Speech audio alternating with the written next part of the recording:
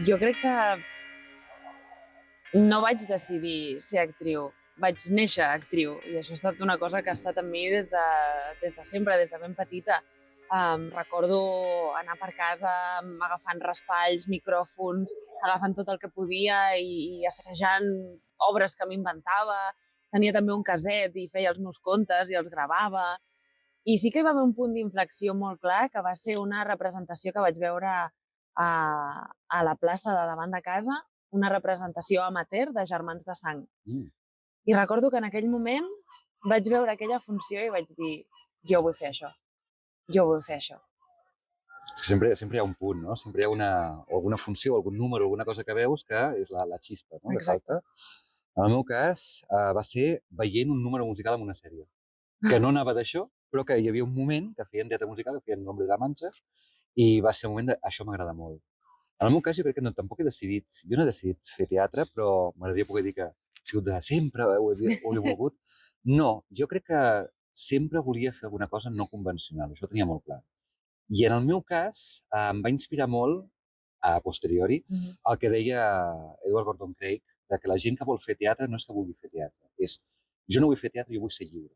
Però l'única manera que veig que té la forma d'aquesta llibertat és el teatre. Per tant, faig teatre perquè en realitat vull ser lliure. I per això vaig començar sent actor, però llavors no n'hi ha prou. Encara aquesta no és la llibertat, no? I he anat evolucionant fins a la direcció i, òbviament, fins a la creació absoluta, la dramatúrgia, que és la capacitat de crear el món, doncs, tal com el desitjo, que potser és aquesta llibertat demiúrgica. O sigui que, sí. Aquí començo jo. Sí. O sigui, a veure, si el teatre és la feina més bonica del món i al mateix temps la més desagraïda. O sigui, perquè és una feina que és absolutament vocacional i és molt, molt, molt injusta perquè és molt difícil poder-s'hi dedicar. És molt difícil poder-se guanyar la vida amb això, almenys en el nostre país. Aquí és quan entraríem amb els problemes que té la cultura, amb els problemes de per què no es dona prou suport a la gent que vol dedicar-se a l'art i no s'entén com l'art és aquest instrument d'avenç social i de solidificació comunitària que hauria de ser, no? Sí, ens falta un respecte a la professió. Sí. No està dignificada, no respecta prou, sempre es pensa que és una cosa, que és un hobby, no se li dona la importància que té i no es reconeix el poder transformador de l'art i del teatre. I, clar, quan hi ets dins, la vocació és el que deies, no? Que et porta a lluitar fins al final i fins l'últim extrem cada dia, però, clar, hi ha moments de baixón molt important i de dir, jo me'n vaig. A veure, si ara de cop, pel que sigui, doncs resulta que em cau a sobre el poder de ser el director artístic i el gerent absolut del Teatre Nacional de Catalunya. Jo sé que hi ha algunes decisions que sí que prendria, més enllà de que després siguin complicades o que no puguin dur-se a terme. Per començar, faria que la programació fos sempre, sempre, sempre avantguardista.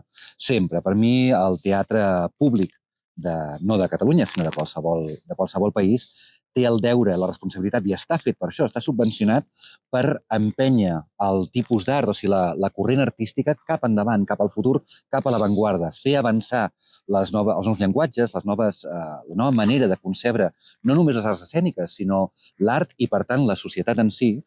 I, per tant, això implica que si no hi ha risc, com no n'hi ha, de públic, de que has de fer una cosa comercial per poder vendre les entrades, implica que pots dedicar-te només a explorar, només a investigar, només a donar ales a aquelles coses tan boges o tan absolutament delirants que són les que acaben sent els genis del demà, no? Crec que això seria una dels pilars fonamentals. L'altre, sens dubte, seria, i sé que es va intentar, sé que sí que hi ha aquesta iniciativa, però que també sé que no funciona com hauria de funcionar, que és la creació d'una borsa de gent, d'artistes emergents. La possibilitat de fer que nous textos, nous actors, noves actrius, o sigui, nova gent del teatre, doncs comenci a poder entrar en aquest circuit. De fet, hauria de ser molt més fàcil entrar a treballar al Teatre Lliure o al Teatre Nacional que no en una sala privada. Perquè en el fons t'haurien de padrinar, haurien de poder-te donar, doncs això, aquestes ales per començar a vivenciar aquest món. I això serien potser els dos eixos principals, a part de llavors començar a fer una política cultural molt transversal, molt dinamitzadora, i per fer doncs, que la gent vagi al teatre no només perquè poden permetre's pagar els 70 euros d'una platea del Nacional, sinó que puguin anar-hi perquè ha d'impulsar la cultura, no? O sigui, Tu què penses d'això? Estic d'acord, completament d'acord. Jo crec que el que sento cada nit quan surto de les funcions és força. Jo crec que la fúria m'ha fet més valenta.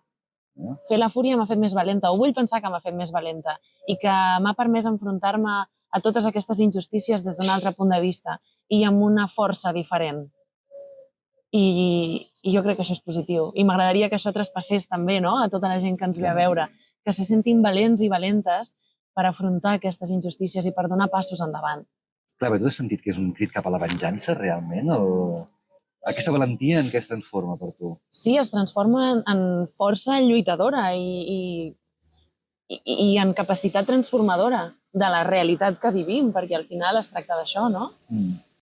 I és això, o sigui, la fúria és el fet de l'acumulació, de veure tantes injustícies, de veure com van passant atrocitats al món que sí, formen part de la condició humana.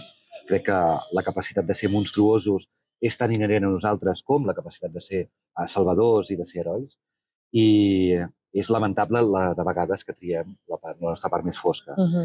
Però, clar, què passa amb la gent que veu, que assisteix, que són testimonis obligats, gairebé forçats, d'aquestes injustícies a través de les notícies, a través dels comentaris, dels testimonis o simplement de la proximitat de la família. I què passa amb tota aquesta ràbia, amb tota aquesta indignació, amb aquest desig de que això no hagués passat, que en el fons neix de la compassió, neix de voler protegir els innocents, i aquesta frustració de veure que no es pot protegir els innocents acaba convertint-se en fúria cap als malvats, no? Cap als autèntics depredadors de la societat. I és aquesta ambivalència entre l'heroïcitat, la necessitat de justícia i la necessitat de venjança, on jo crec que Jo soc la fúria crea una espècie de mar, no? L'heroi no és només l'heroi mitològic a través de la seva ascendència o de les seves capacitats, sinó aquella persona que es manté ferma davant de la injustícia.